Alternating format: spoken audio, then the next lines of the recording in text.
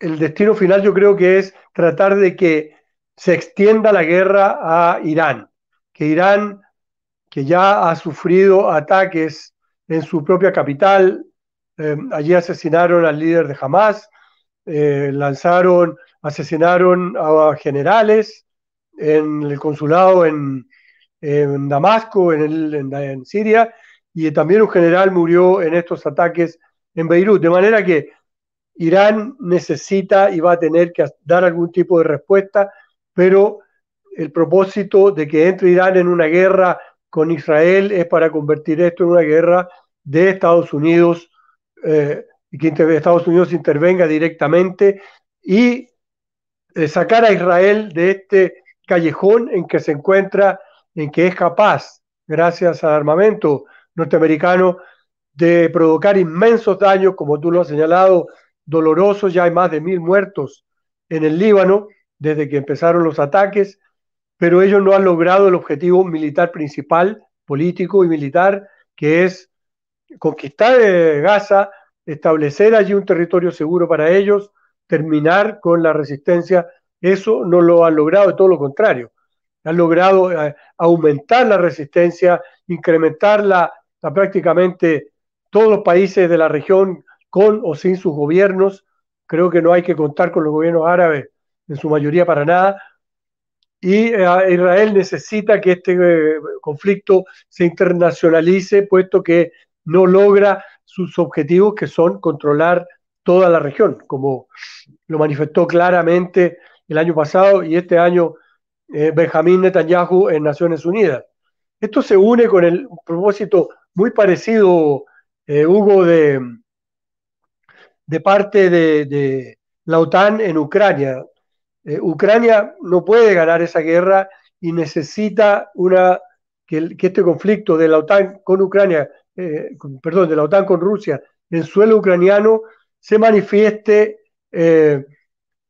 como una guerra abierta de la OTAN contra Rusia, porque de otra manera es completamente imposible que ganen. Y ahí está el meollo de todo este asunto. Estamos en una situación geopolítica mundial donde todo se está trastocando, se reestructura todo, e Israel es la única esperanza del mundo occidental de controlar esta zona del Medio Oriente, o como realmente se debe llamar, Asia Occidental, rica en recursos naturales, petróleo y gas, que son sustanciales para el tipo de vida que se vive en Occidente. Así que ese me parece que es el objetivo de los ataques, y no eh, invadir el Líbano, que no creo que sean capaces de invadir el Líbano y de mantenerse allí. No se excluye una incursión, un ataque, más matanzas, porque eso es lo que logran.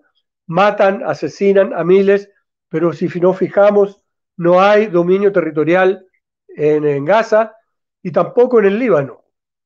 Si quieres, seguimos conversando más, me hacen más preguntas, pero por ahí veo por dónde va esto, Hugo.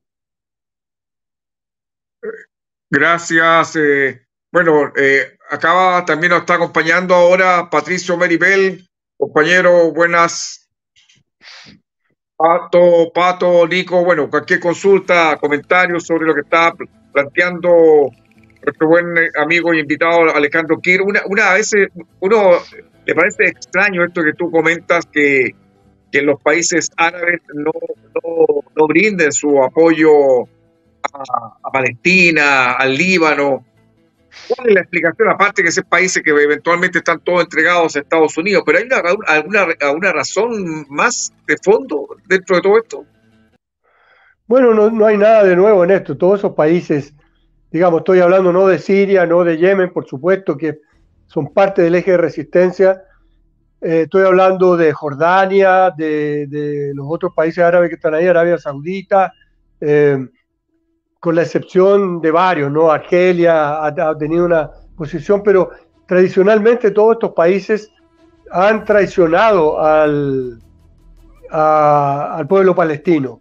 Los pueblos no, los pueblos se han manifestado siempre en favor de la lucha del pueblo palestino, pero sus gobiernos, muchos de estos gobiernos, por ejemplo, Jordania es un país inventado en la distribución de influencias que se hizo a principios del siglo pasado, después de la Primera Guerra Mundial, de todo el territorio de Asia Occidental.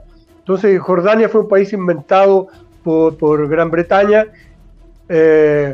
inventaron una monarquía hashemita que es minoría étnicamente en el país, la mayoría son palestinos, y reformularon el mapa, y entonces ahí están los Emiratos Árabes Unidos, que son monarquías feudales que están en todo el Golfo Pérsico, los Emiratos, Qatar, Bahrein, todos estos países son monarquías feudales que son propiedad de familias, propiedad del país entero, donde no hay elecciones, donde no hay democracia de ningún tipo, donde las mujeres siguen sometidas a estar arrinconadas como sector social, de manera que estos países tienen mucho que ganar en su alianza con Estados Unidos y muy poco que ganar si es que se libera el pueblo palestino y se libera también el mundo árabe. Es decir, que los pueblos, estos que se conviertan, por algún así decirlo, en democracias, que se eliminen esas monarquías feudales, que se elimine un emir es el propietario de su emirato. Arabia Saudita, esto creo que hay que recordarlo siempre, se llama saudita porque el dueño de Arabia Saudita es la familia Saud, es la Arabia de la familia Saud. Y así, los Emiratos, fíjate que nuestro presidente Gabriel Boric, hablando contra Venezuela, lo hizo desde los Emiratos Árabes Unidos, que es uno de los grandes promotores del terrorismo wahabita, de los grupos, por ejemplo, como el ISIS y otros que actúan cuando conviene en Siria, en África, en varias partes. Todos estos países tienen grandes bases norteamericanas y férreas alianzas de sus dirigentes con Estados Unidos y con la OTAN. Así que no hay nada que esperar de ellos, pero sí de sus pueblos, que son, por supuesto, árabes y que respaldan a sus hermanos. Pero no se ha manifestado esto nunca, hace mucho tiempo, en un cambio político en aquellos países. Netanyahu esta semana volvió prácticamente a suplicar a Arabia Saudita que firme un tratado estratégico con Israel, que estaba listo para ser firmado el 7 de octubre del año pasado y que lo impidió precisamente el alzamiento realizado por la operación Diluvio Al-Quds. Al-Quds es el nombre original de Jerusalén. Y este alzamiento, que fue el inicio de toda esta nueva violencia, impidió, y Arabia Saudita ni siquiera estuvo presente en el discurso, porque Arabia Saudita ya se ha incorporado al grupo BRICS, está en otra dinámica que es precisamente impuesta por las economías de los países euroasiáticos, que en el fondo este es todo el problema. Los países euroasiáticos están impulsando el fin de esta economía neoliberal occidental basada en el capital financiero, están reestructurando el capitalismo, son los países emergentes, los países que van en la iniciativa económica mundial, y Occidente está en retirada estratégica tratando de mantener sus posiciones de poder, sobre todo con respecto a los recursos naturales. Todo esto es súper complejo y es imposible dar aquí una cátedra, pero ahí está el riesgo y el interés, por ejemplo, que tienen sobre Venezuela. Es lo mismo, es exactamente lo mismo. Alejandro, ¿cómo estás, colega? Hola, Hugo, un abrazo grande. Preguntarte justamente eso, que se ve que estamos lejanos del conflicto, pero no lejos. O sea, América Latina es un lugar de paz, entre comillas, con conflictos internos, pero ¿cómo nos va a rebotar a nosotros lo que está pasando en Palestina, lo que está pasando en el Líbano? Y sobre todo porque está cambiando las normas nucleares. O sea, el presidente Putin dijo que cualquier ataque convencional que reciba Rusia va a tener una respuesta nuclear. Y Israel tiene más de 3.000 armas nucleares, que está ahí, y es el único país que tiene armas nucleares por ese sector. ¿Qué tan cerca estamos de una guerra nuclear? ¿Y cómo nos está afectando esta actual situación a América Latina, Alejandro? ¿Cómo lo ves tú? Bueno, América Latina, nosotros hemos visto que periódicamente viene a recorrer la región, sobre todo Argentina, Chile y Perú, la jefa del Comando Sur norteamericano. Y en todos estos viajes y en todos los acuerdos que se han firmado con Estados Unidos y con la Unión Europea sale una sola palabra clave: litio.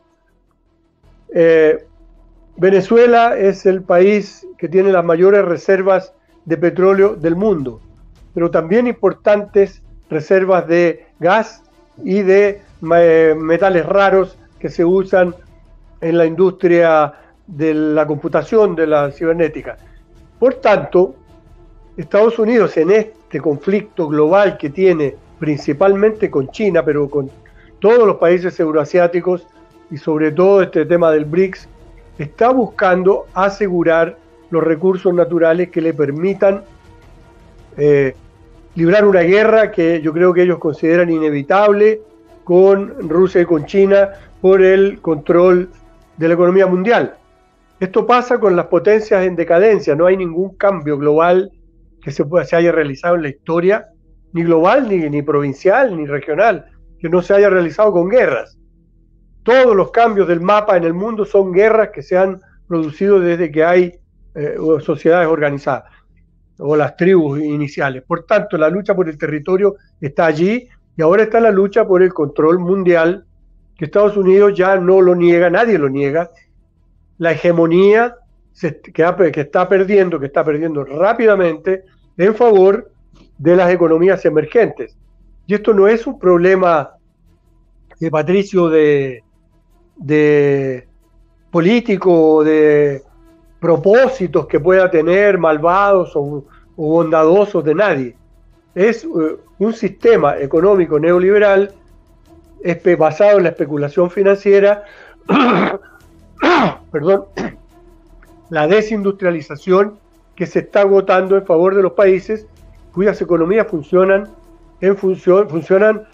basadas en los productos reales que producen sus economías. Es el caso principal de China, de la India, de Brasil y también de Rusia. La especulación financiera no es la principal motivación, base económica de esos países. Y eso es lo que está cambiando en el mundo, este sistema, donde hay 10 veces más masa monetaria que lo que respaldan las economías, es lo que está crujiendo. Y esto no empezó con la guerra en Ucrania, yo diría que la bandera se alzó en 2016, cuando Donald Trump ganó la elección norteamericana en contra del establishment norteamericano, buscando reindustrializar Estados Unidos, crear puestos de trabajo, porque se caracterizaba ya Estados Unidos en ese momento, 2016, por una crisis espectacular que todavía continúa, por supuesto, de la infraestructura, de los puertos, los aviones. Las empresas se iban, Estados Unidos ya no fabrica prácticamente nada, con excepción de la industria de guerra y la industria de Silicon Valley, que son la alta tecnología de la computación. Entonces, este Estados Unidos, reducido a su papel de comprador de productos de otros países, genera una gran pauperización social que incorpora por primera vez a decenas de millones de blancos. Esa es la base, esa clase trabajadora blanca, pauperizada o desplazada, es la que es la base de Donald Trump. Y entonces eso marca el inicio de la decadencia del neoliberalismo. Pensemos en el neoliberalismo como un sistema que se autodestruye por estar basado en la sobreexplotación del capital, que sería el ambiente, la depredación del medio ambiente y también la depredación de la fuerza de trabajo, puesto que la tasa de natalidad en los países occidentales se ha caído al suelo por un sistema que hace temer el futuro, que no proporciona seguridad alguna, ni de empleo, ni para que los niños vayan a la universidad, ni para la vejez, y por tanto está creando toda esta inseguridad que genera también la inseguridad. Nadie tiene hijos cuando cree que no los va a poder alimentar. Y bueno, esta depredación es la que está destrozando este sistema, no el propósito de algunas fuerzas progresistas o de algunos políticos iluminados, ni Putin ni Xi Jinping. Es el desarrollo inherente a este sistema. Y eso es lo que está, digamos, 8 años después, manifestándose en forma de guerra en distintas partes del mundo. Esto no es un análisis loco ni teorías conspirativas, es lo que estamos presenciando en este momento, y estas son las evidencias. Y la guerra de Asia Occidental o Medio Oriente, la de Ucrania, pero también lo que ocurre en el Sahel, en África, todo el desarrollo del grupo BRICS, todos estos son peligros para este sistema, para esta hegemonía que está cayendo, yo diría, más rápidamente de lo que uno pudiera creer.